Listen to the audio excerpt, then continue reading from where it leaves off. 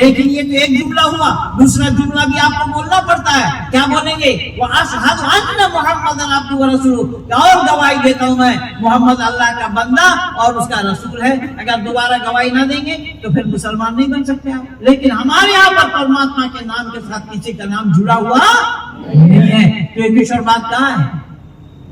Doctor Abdul रहीम खान ने क्या किया, वहां जितने भी लाहौर में इस्लाम जगत के बड़े बड़े मुफ्ती और विद्वान आलिम लोग थे, सबको बुलाया अपने घर में, ऋषि दयानंद से परिचय कराया।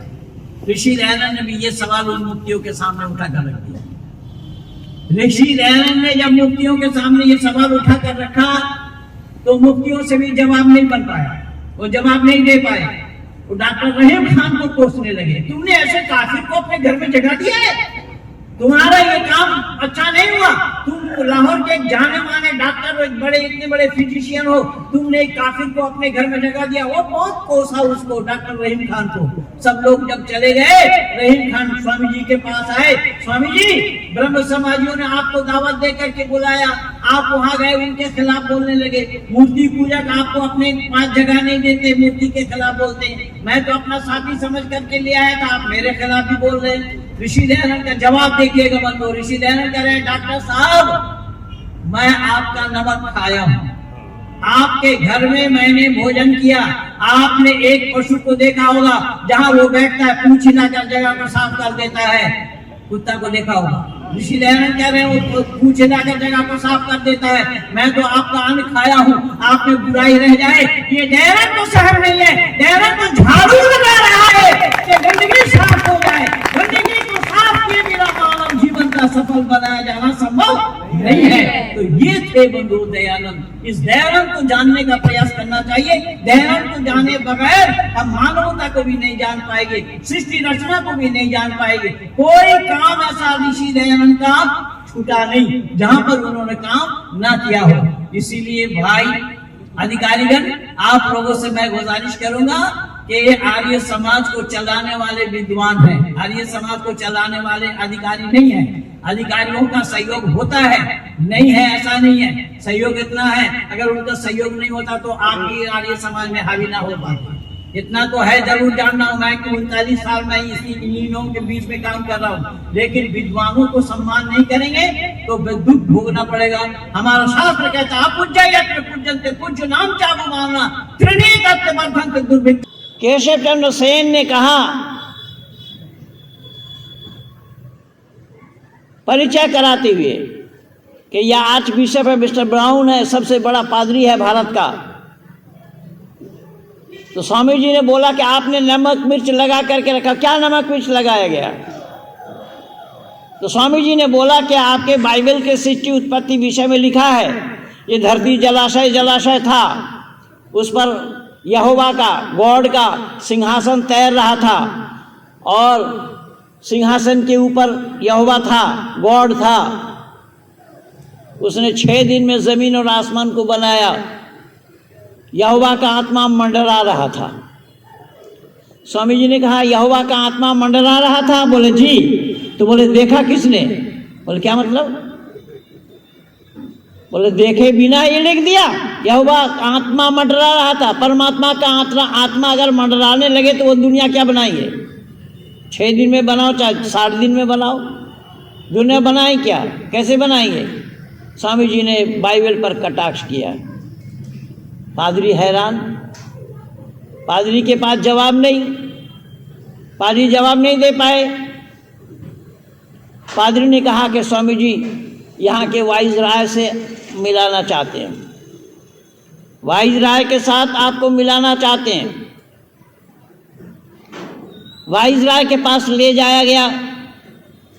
केशव चंद्र सेन भी थे और ये ईसाई लोग भी थे। वाइसराय ने पूछा, स्वामी जी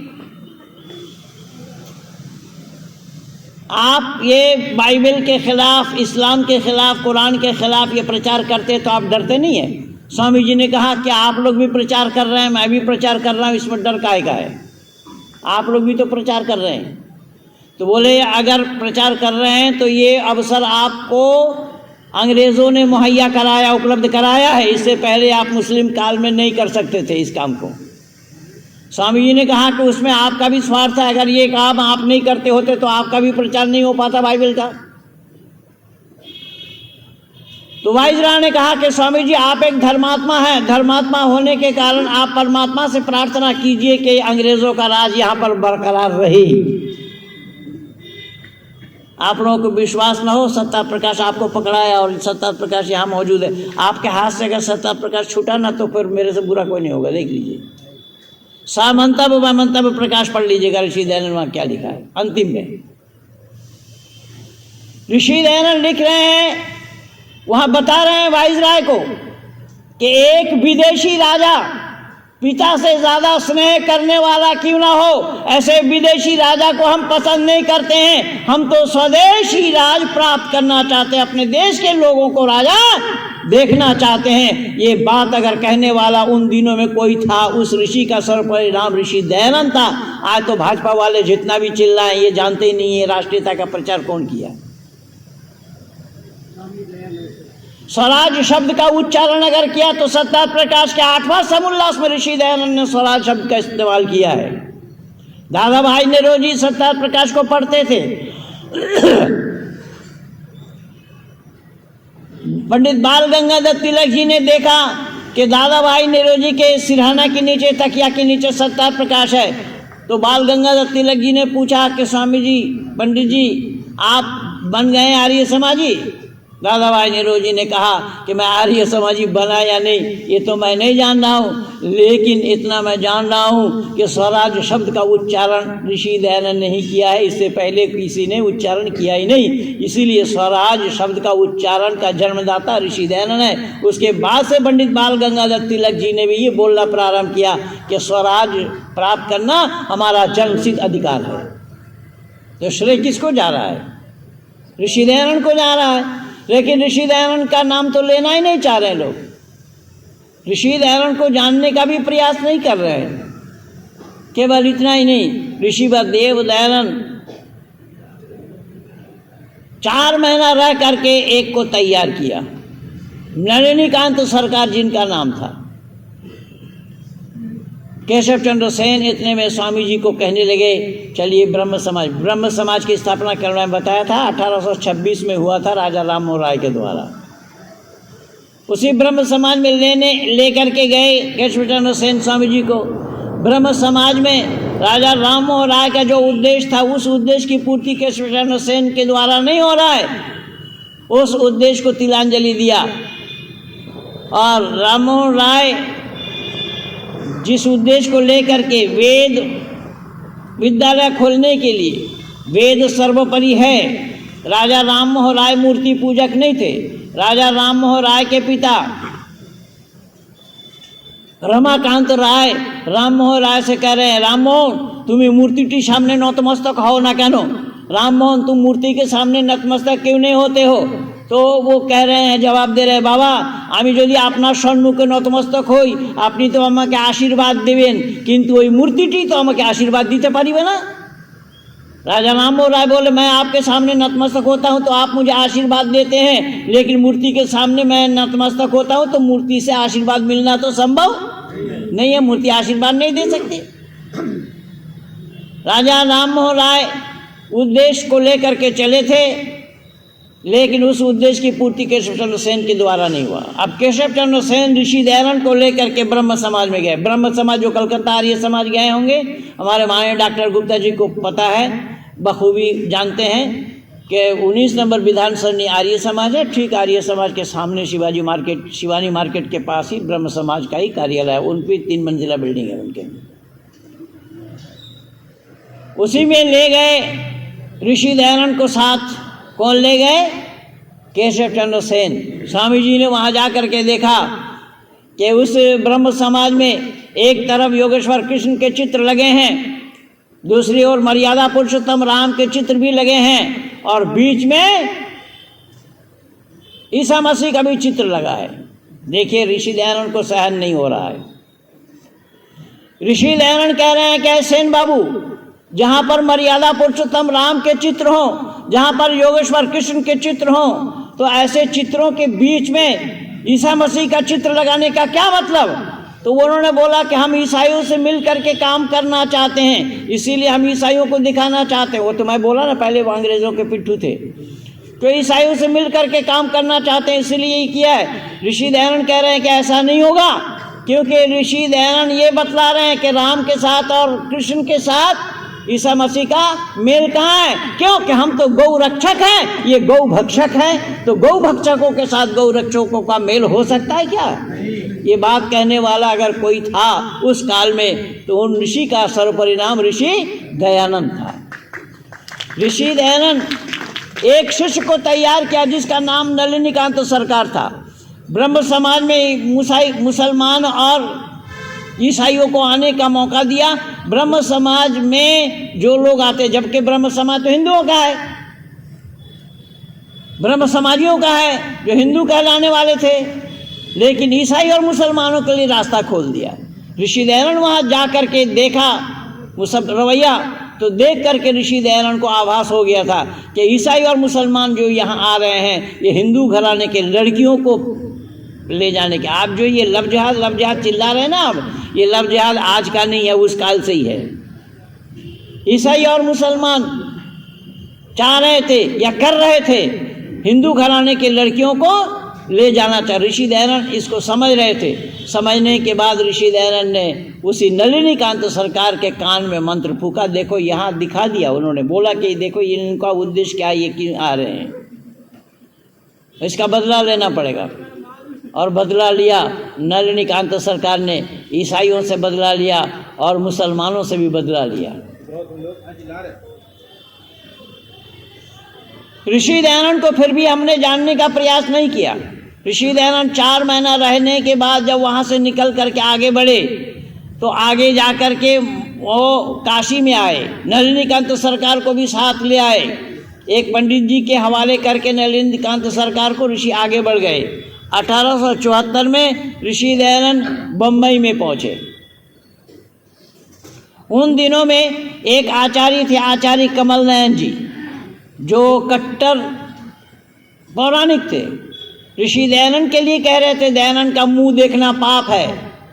ऋषि दयानंद ने कहा कि ठीक है, मेरा मुंह देखना पाप है, मैं जान रहा हूँ, लेकिन वेद में मूर्ति पूजा कहाँ है, इस पर मैं आपसे डिबेट करना चाहता हूँ, आपको शास्त्रार्थ करना पड़ेगा।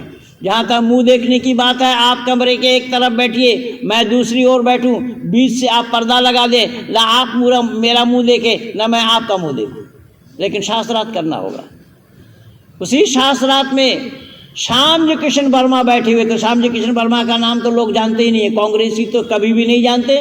मोदी ने बहुत दिनों के बाद उनके अस्थि कलश को लेकर के आए थे। अब परमात्मा के अस्थि मानुकंपा, वो सारा एरिया मेरा देखा हुआ है, मैं देख करके आया हूँ, घूम करके आया हूँ। श्यामजी कृष्ण वर्मा उसी शास्त्रार्थ को देखने बैठने के लिए वहाँ बैठे हुए थे। जो श्यामजी कृष्ण वर्मा, ये जो स्वतंत्रता संग्राम सेनानी, उनके पुरोधा कहा जाता है, अधिनायक कहा जाता है श्यामजी कृष्ण वर्मा को। तो श्यामजी कृष्ण वर्मा वहाँ बैठे थे इसी शास्त्रार्थ को देखने सुनने के लिए। ऋषि दयानंद ने केवल एक ही वाक्य रख दिया, ना तस्य प्रतिमा अस्ति, ईश्वर का कोई प्रतिमा नहीं, कोई प्रतिछवि नहीं, कोई प्रतिमूर्ति नहीं। अब वेद में मूर्ति पूजा है, ये सारा प्रमाण आचार्य कमल नयन जी को देना पड़ेगा, देना था, लेकिन वो एक भी प्रमाण नहीं दे पाए। जब एक प्रमाण नहीं दे पाए तो वेद में मूर्ति पूजा नहीं है, ऋषि दयानंद ने प्रमाणों की फुलझड़ी लगा दी। श्यामजी कृष्ण वर्मा प्रभावित हुए। श्यामजी कृष्ण वर्मा भी गुजरात के रहने वाले थे। वो उनके पिता बम्बई में एक नगर सेठ के पास नौकरी करते थे। ऊंची शिक्षा के लिए श्यामजी कृष्ण वर्मा अपने पिता के पास रहते थे। पिता के पास रह करके पढ़ाई कर रहे थे। लल्लू भाई छबील दास नाम था उनका, बहुत बड़े सेठ थे। श्यामजी कृष्ण वर्मा ऋषि दयानंद के पास आए, स्वामी जी मैं तो आपका शिष्य बनना चाहता हूँ। स्वामी जी ने कहा कोई बात नहीं, परिचय हुआ, परिचय होने के बाद ठीक है आप मेरे शिष्य बने, मेरे टच में रहिए, आपको बताऊंगा समय आने पर। 1875 में गिरगांव मोहल्ला में डॉक्टर मानिक राव के घर आर्य समाज की स्थापना हुई। ऋषि दयानंद उसी आर्य समाज का प्रधान बनाया श्यामजी कृष्ण वर्मा को। 1876 में श्यामजी कृष्ण वर्मा का नाम पत्र आया ऑक्सफोर्ड यूनिवर्सिटी से। प्रोफेसर मोनियर विलियम ने पत्र लिखा कि संस्कृत भाषा को पढ़ाने के लिए आपको यहाँ पर संस्कृत के लिए आपका नाम मनोनीत किया गया है। ऋषि दयानंद के पास भागते दौड़ते वो पत्र लेकर के गए, स्वामी जी इस तरीके से ऑक्सफोर्ड यूनिवर्सिटी से मेरा बुलावा आया है। स्वामी जी ने कहा मैं आपको बताया था, अब जाइए। स्वामी जी ने पीठ में हाथ लगा करके उनको आशीर्वाद दे करके भेजा। जैसा योगेश्वर कृष्ण ने अर्जुन को थप्पी लगाकर युद्ध के मैदान में भेजा था, ठीक उसी प्रकार से ऋषि दयानंद श्यामजी कृष्ण वर्मा को थप्पी लगाकर यूरोप भेजा था। लेकिन यहाँ कहाँ जान रहे लोग उन लोगों के नाम। आज तो आप इतिहास के पन्नों में पा जाएंगे, जिनके हाथ से एक भी मक्खी और मच्छर नहीं मरे ऐसे लोगों के नाम पा जाएंगे। लेकिन आप पूछिए इन कांग्रेसियों से। अब एक बूढ़े को अध्यक्ष बनाया गया है, खड़गे। अब खड़गे है या खड़के है पता नहीं, खिड़की है कि जनला है। इनसे पूछिए ज़रा कि भारत में कौन एक परिवार है या परिवार था, एक माँ के 3 संतान थे, माँ ने अपने नज़र के सामने में तीनों संतानों को फांसी के फंदे को चूमते हुए देखी थी। अगर ये बता दे तो मैं गुलाम बन जाऊंगा। कांग्रेसी को नहीं मालूम, ये जानते नहीं है उन चाफेकर बंधु परिवार को, जो 3 भाई थे। 3 भाई ने फांसी के फंदे को चूमा था। मौका मिलेगा मैं पूरा सुना दूंगा।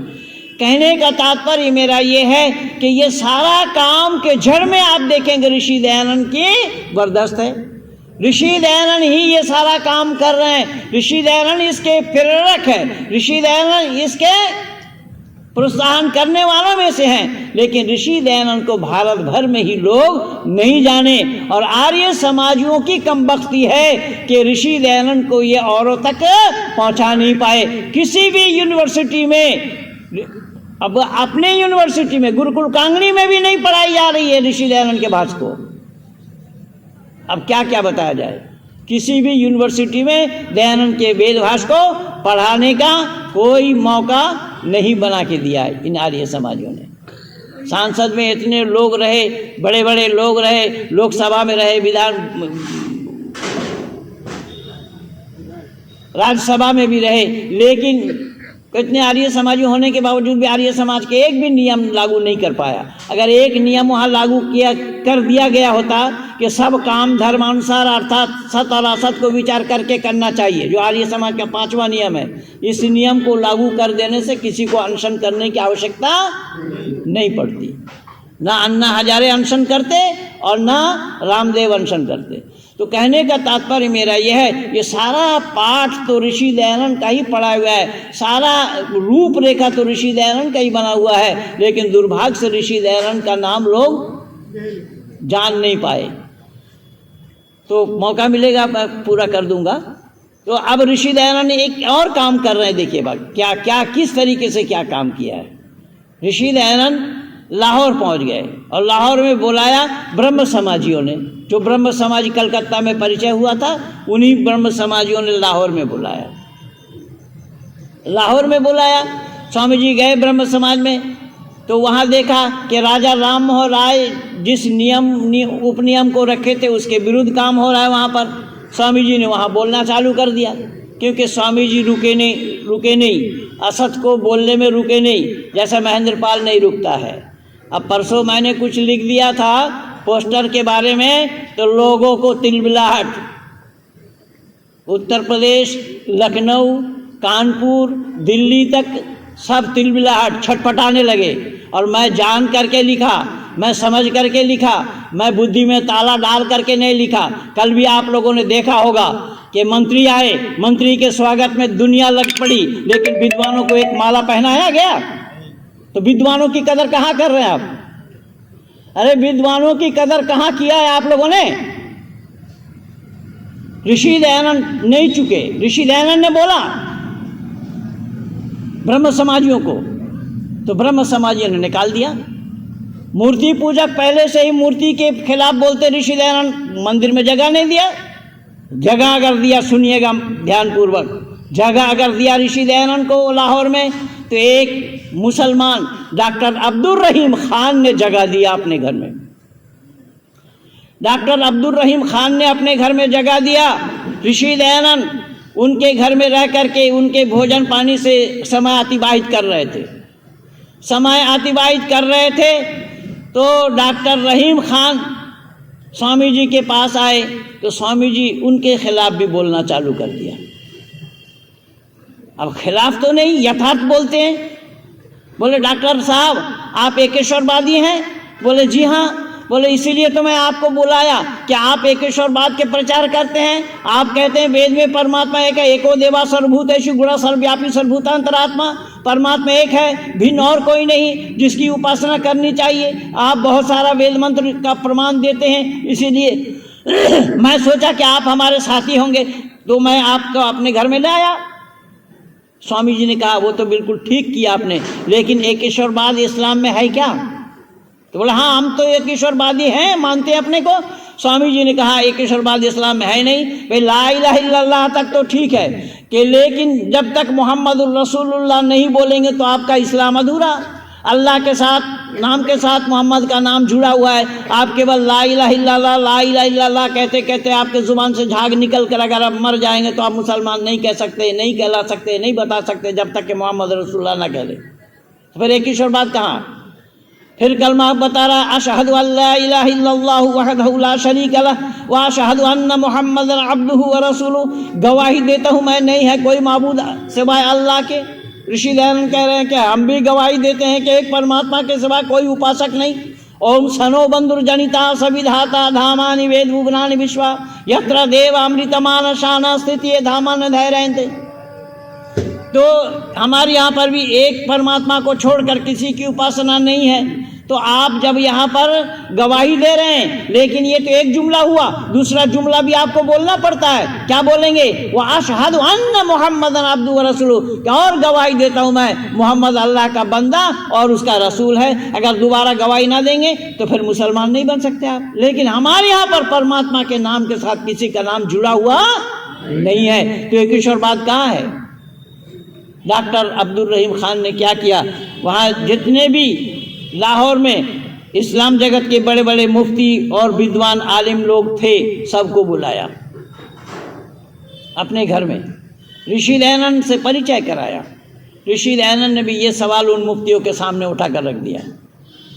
ऋषि दयानंद ने जब मुफ्तियों के सामने ये सवाल उठा कर रखा तो मुफ्तियों से भी जवाब नहीं बन पाया, वो जवाब नहीं दे पाए।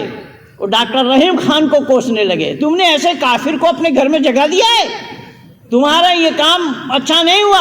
तुम लाहौर के एक जाने माने डॉक्टर हो, एक बड़े इतने बड़े फिजिशियन हो, तुमने एक काफिर को अपने घर में जगह दिया। वो बहुत कोसा उसको, डॉक्टर रहीम खान को। सब लोग जब चले गए, रहीम खान स्वामी जी के पास आए। स्वामी जी, ब्रह्म समाजियों ने आपको दावत दे करके बुलाया, आप वहाँ गए, उनके खिलाफ बोलने लगे। मूर्ति पूजक आपको अपने पास जगह नहीं देते, मूर्ति के खिलाफ बोलते हैं। मैं तो अपना साथी समझ करके ले आया था, आप मेरे खिलाफ भी बोल रहे हैं। ऋषि दयानंद का जवाब देखिएगा बंधु। ऋषि दयानंद कह रहे हैं डॉक्टर साहब, मैं आपका नमक खाया हूँ, आपके घर में मैंने भोजन किया।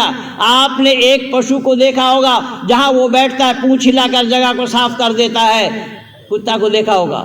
ऋषि दयानंद कह रहे हैं वो पूंछ हिलाकर जगह को साफ कर देता है। मैं तो आपका अन्न खाया हूँ, आप में बुराई रह जाए, ये दयानंद को सहन नहीं है। दयानंद तो झाड़ू लगा रहा है कि गंदगी साफ हो जाए। गंदगी को साफ किए बिना मानव जीवन का सफल बनाया जाना संभव नहीं है। तो ये थे बंधु दयानंद। इस दयानंद को जानने का प्रयास करना चाहिए। दयानंद को जाने बगैर हम मानवता को भी नहीं जान पाएंगे, सृष्टि रचना को भी नहीं जान पाएंगे। कोई काम ऐसा ऋषि दयानंद का छूटा नहीं जहां पर उन्होंने काम ना किया हो। इसीलिए भाई अधिकारीगण, आप लोगों से मैं गुजारिश करूंगा कि आर्य समाज को चलाने वाले विद्वान हैं, आर्य समाज को चलाने वाले अधिकारी नहीं हैं। अधिकारियों का सहयोग होता है, नहीं है ऐसा नहीं है, सहयोग इतना है, अगर उनका सहयोग नहीं होता तो आप भी आर्य समाज में हावी ना हो पाते। इतना तो है, ज़रूर जानना हूँ मैं कि 39 साल में इन्हीं लोगों के बीच में काम कर रहा हूँ। लेकिन विद्वानों को सम्मान नहीं करेंगे तो दुख भोगना पड़ेगा। हमारा शास्त्र कहता है अपूज्य यत्र पूज्यन्ते, पूज्य नाम चाबु मानना, त्रिणी तत्व वर्धन्ते दुर्भिक्षम मरणम भयम। कि जहाँ पर अपूज्यों की पूजा होती है और पूजनीय लोग जहाँ पर तिरस्कृत होते हैं वहाँ पर अकाल, मृत्यु और भय, ये तीनों लगा रहेगा। तो समय जितना था वो बिल्कुल पूरा होने चला है, इसीलिए मैं नहीं चाहूँगा कि आप लोगों के कीमती समय को मैं ज़ाय करूँ। परमपिता परमात्मा की असीम अनुकंपा है कि ऋषि व देव दयानंद से मैंने ये इतना ही मंत्र लिया है। ऋषि दयानंद ये बतला रहे हैं कि सत्य को बोलना और बुलवाना, सुनिएगा ध्यान से।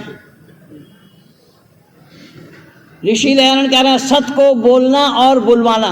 देखिए अपने आप में कोई बोले बहुत बड़ी बात है, अपने आप में कोई सत्य बोले वो बहुत बड़ी बात है। ऋषि दयानंद अपने लिए नहीं बोल रहे हैं, सत्य को बोलना और बुलवाना। अब दूसरों से सत्य को बुलवाना कितना कठिन काम है, अंदाजा लगा सकते हैं आप? आपके कहने पर कोई सत्य क्यों बोलने जाएगा भाई? ऋषि दयानंद कह रहे हैं कि सत्य को बोलना और बुलवाना, असत्य को छोड़ना और छुड़वाना मैं अवश्य समझता हूँ। असत्य तो मैं खुद छोड़ूंगा, औरों से भी छुड़वाने का प्रयास करूंगा, औरों से भी छुड़वाना। मैंने दयानंद से ये मंत्र लिया है, इसीलिए मैं आज 39 साल इसी काम में लगा हुआ हूँ। संपूर्ण विश्व के आंगन में मैं स्पष्ट वक्ता और स्पष्ट लेखक के नाम से अपना छवि बनाया हूँ। मैं लिखता रहता हूँ, मेरे इंटरनेट पे भी जा कर के देख सकते हैं, मेरे चैनल पे जा कर के देख सकते हैं। ये सब संदर्भ में मेरा काम ऋषि दयानंद को सामने रखते हुए ये काम मैं किया हूँ। मैं इसीलिए आप लोगों से भी निवेदन करूंगा कि ऋषि दयानंद के मंत्र लेंगे, मंत्र अगर दयानंद का लेंगे और तंत्र गांधी का फिट करेंगे तो बात बनने वाली नहीं है। मंत्र दयानंद का लेंगे तो तंत्र भी दयानंद का ही लेना पड़ेगा। लेकिन यहाँ हुआ क्या, यहाँ मंत्र दयानंद का लिया गया और तंत्र गांधी का फिट किया गया। इसमें अनफिट होते चले गए। कैसा? छोटा सा उदाहरण ये मैं दे रहा हूँ। लोग कहते हैं कि दयानंद ने तो खंडन किया, मैं दावा के साथ कह रहा हूँ दयानंद ने खंडन किया। दयानंद ने केवल दर्शाया है। ऐ कुरान के मानने वाले लोग, आप कुरान को मानते हैं, मैं कुरान से सवाल पूछ रहा हूँ। बाइबल के मानने वाले लोग बाइबल को मानते हैं, मैं बाइबल से सवाल पूछ रहा हूँ। त्रिपिटक जिंदा बिस्तर बिजक गुरु ग्रंथ के मानने वाले लोग, मैं आप लोगों से सवाल पूछ रहा हूँ। दयानंद ने किसी का खंडन नहीं किया। खंडन शब्द का अर्थ होता है डिमोलिश कर देना, खंडन के होता है खंडित कर देना, तोड़ देना, तबाह कर देना, बर्बाद कर देना, फना कर देना। लेकिन ऐसा दयानंद नहीं किया। जो जिन किताब को मानते हैं वहीं से सवाल उठा करके दिया। इसीलिए आप लोग ये न समझें कि दयानंद ने खंडन किया। दयानंद ने किसी का भी खंडन नहीं किया। खंडन तो वही करते हैं जो लोग बनाते हैं, खंडन वही करते हैं। अच्छा, दुर्गा पूजा या कोई भी मूर्ति पूजा, मूर्ति आर्य समाजी कोई बनाता देखा आप लोगों ने? तो आर्य समाजी को मूर्ति तोड़ते हुए भी देखा है क्या? जो बनाते हैं वही तोड़ते हैं। दयानंद ने ऐसा नहीं किया। इसीलिए मैं कहना चाहूँगा कि आईना चेहरे का हर दाग दिखा देता है। आईना क्या करता है? आईना चेहरे का हर दाग दिखा देता है। ये उसकी फितरत का तकाजा है। ये शिकवा कैसा? आप सत्यार्थ की तनकीद से नाराज ना हो। सत्यार्थ के माने सत्यार्थ प्रकाश, उस तनकीद माने आलोचना। दयानंद ने जो आलोचना की उससे नाराज ना हो, अपने चेहरे को ही धो डालिए। और एक गुस्सा कैसा? दयानंद ने जो दाग को दिखाया है उस दाग को धो और आईना के सामने खड़ा हो जाओ, चेहरा फ्रेश नजर आएगा। इसके लिए एक छोटी सी उपमा देना ज़रूरी होता है। क्या मान लीजिए कि आईना का प्रचलन अभी अभी हुआ। एक भाई गए बाजार में, उन्होंने आईना को देखा, बड़ा अच्छा लगा, वो खरीद करके ले आए और दिन भर में कई बार देखते रहे और बक्से के अंदर में छुपा कर रखते रहे। उनकी पत्नी एक दिन देखती है मेरे पतिदेव बक्से से कुछ निकाल कर देखते, फिर बक्से में डाल देते हैं। वो बहन आईना देखी नहीं थी, उसको भी संदेह हुआ क्या बात है, ये बक्से को निकाल कर देखते फिर उसी में डाल देते।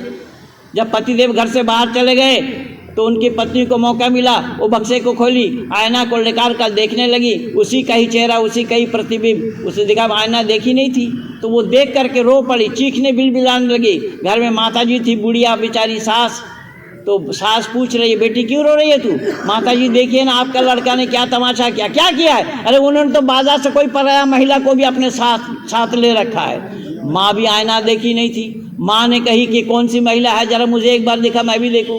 माँ के हाथ में आईना दिया गया, माँ भी बुढ़ापन सा चेहरा देख रही है। बुढ़ापन सा चेहरा देख करके माँ ये कह रही है वाकई में उसने बहुत बदतमीजी की, उसने नालायकी की है। उसको अगर कोई महिला को लाना था, वो जाहिल कोई जवान को ले आता, वो तो बुढ़िया सा ही ले आया। कहने का मतलब ये है कि आईना के सामने जैसे चेहरे वाले लोग जाएंगे वैसा ही चेहरा उनको नजर आएगा। यही वो सत्तार प्रकाश है। इसी सत्तार प्रकाश के बदौलत आप लोग मौलाना सैयद महबूब अली को, मुफ्ती महबूब अली को आप महेंद्र पाल आर्य बना पाए हैं। यही वो सत्तार प्रकाश है। इन्हीं शब्दों के साथ कहिए भारत माता की।